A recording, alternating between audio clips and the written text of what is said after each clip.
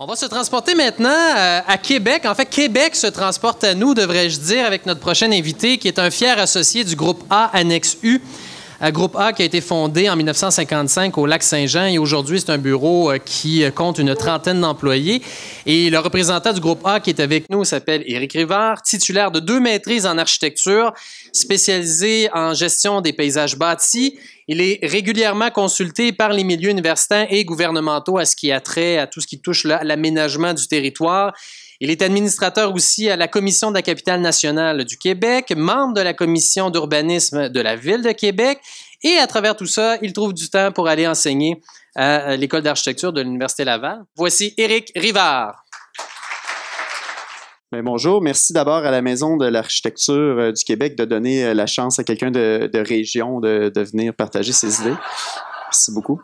Alors, donc, quand on a abordé le sujet des concours perdants, on n'a pas eu beaucoup de misère à trouver parce que, bon an, mal an, on fait 3 ou 4 concours par année, puis on en perd beaucoup. Donc, des projets perdants, on en avait énormément, que ce soit pour le Musée des beaux-arts du Québec en 2009, le concours en design urbain de Namur, Jean Talon en 2009 ici à Montréal, l'amphithéâtre de Trois-Rivières en 2010. Et en fait, la bibliothèque de Pierrefonds aussi, j'en oublie, où on était finaliste avec nos amis d'Ananganou en 2013. Et finalement, on s'est dit que c'était un peu déprimant comme soirée, donc on a essayé de trouver des projets où peut-être on était moins perdant, puis on s'est donc consolé en se disant que parfois on n'était presque pas perdant avec... par exemple, un 3e prix du jury au métro Champ-de-Mars ou alors une mention du jury pour le concours en design urbain du pôle muséal du quartier Montcalm. C'est comme une espèce de bombe. On se dit, bon, on n'a pas tout perdu finalement. Mais on est quand même perdant. Donc, je me suis dit que j'allais vous parler de projets gagnants parce que c'est vraiment déprimant finalement. Alors, je me suis dit que je pourrais vous parler de notre super jardin qu'on a fait au Jardin de Métis l'année dernière où il faut mettre des bottes de pluie pour visiter notre jardin. Mais je me suis j'ai plutôt décidé de parler d'un concours un petit peu plus vieux qui me tient beaucoup à cœur, qu'on a gagné en 2007, c'est-à-dire le concours national de l'îlot des Palais, un complexe muséal à Québec, aux portes du Vieux-Québec. À l'époque, c'était un projet qui était porté par la mairesse Boucher, parce que oui, en effet, on n'a pas juste eu la maire Labaume comme maire, il y en a eu d'autres avant. La mairesse Boucher, donc, portait dans son cœur ce projet-là. Ça devait être le projet, le legs majeur de la Ville de Québec pour le 400e de la Ville de Québec. Donc, un cadeau que la Ville de Québec se faisait à elle-même. La mairesse Boucher, donc, n'aura jamais vu les fêtes du 400e. Elle est décédée. Et malgré le fait qu'elle ait tenté pendant plusieurs années de nous faire ajouter des lucarnes sur notre projet gagnant de concours, il est arrivé un jeune prétendant à la mairie qui a promis en campagne électorale de parler des vraies affaires, de laisser faire la culture, le patrimoine et l'architecture et d'enterrer le projet, littéralement. Donc, pendant que les fondations étaient en train d'être coulées, on a enterré le musée. Et donc, finalement, on est quand même perdant. Je vais donc vous parler d'un projet de loser. Pourtant, bon, l'îlot des Palais, c'est un site hautement symbolique aux portes du Vieux-Québec.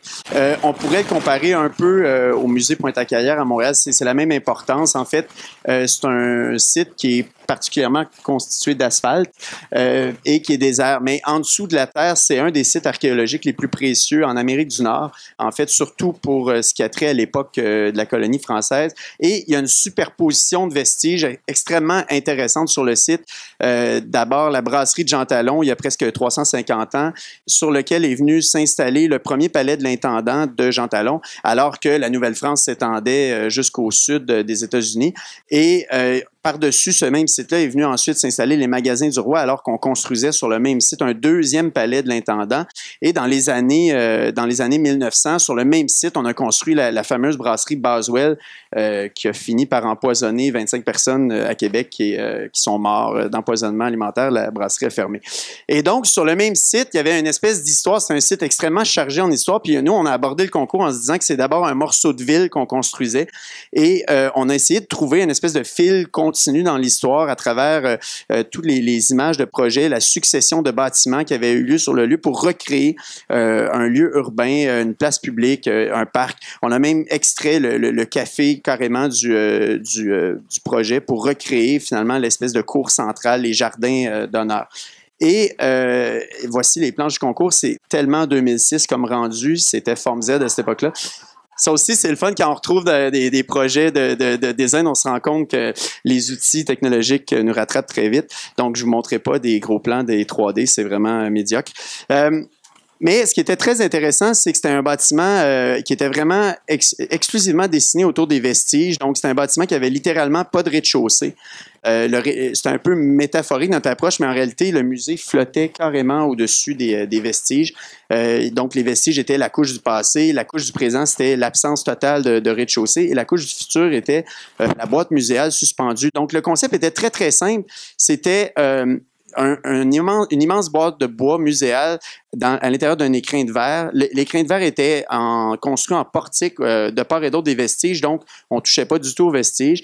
Et le bâtiment était d'une signature extrêmement sobre pour que ce soit vraiment les vestiges archéologiques qui prennent le dessus. Et il y avait évidemment à travers ça toute une interprétation fantomatique de l'histoire du lieu où il y a eu une succession de bâtiments de construction très, très simples avec des percements très simples, minimalistes, que ce soit les magasins du roi ou même l'époque des brasseries. Et c'était un bâtiment avec une prouesse technique vraiment incroyable. Pendant le concours, on consulte moyennement les ingénieurs en structure.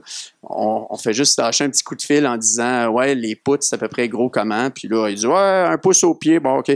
Puis après ça, au lendemain du concours, il y a vraiment un ingénieur qui travaille avec nous, puis il fait « Oh, OK, c'est un pont, votre affaire. » Mais ça marchait. D'ailleurs, les fondations sont même coulées. Et les vestiges étaient complètement libérés, ce qui rendait les archéologues du site très, très heureux du fait qu'on ne vienne pas déposer de pieux sur leurs vestiges. Et donc, dans le projet, on avait vraiment eu une approche extrêmement muséale autour des vestiges pour faire tout un parcours d'interprétation. Donc, l'architecture était complètement au service de la richesse de ce site-là, finalement, qui sont les vestiges. D'ailleurs, pour l'anecdote, il y a même une superposition presque parfaite entre la cuve de brassage de la brasserie Boswell des années 1900 et la cuve de brassage de Jean Talon des années 1600, ce qui est quand même très intéressant. Donc, le projet existe encore dans nos cartons et même les plans d'exécution sont faits à 100%. Même les fondations sont coulées.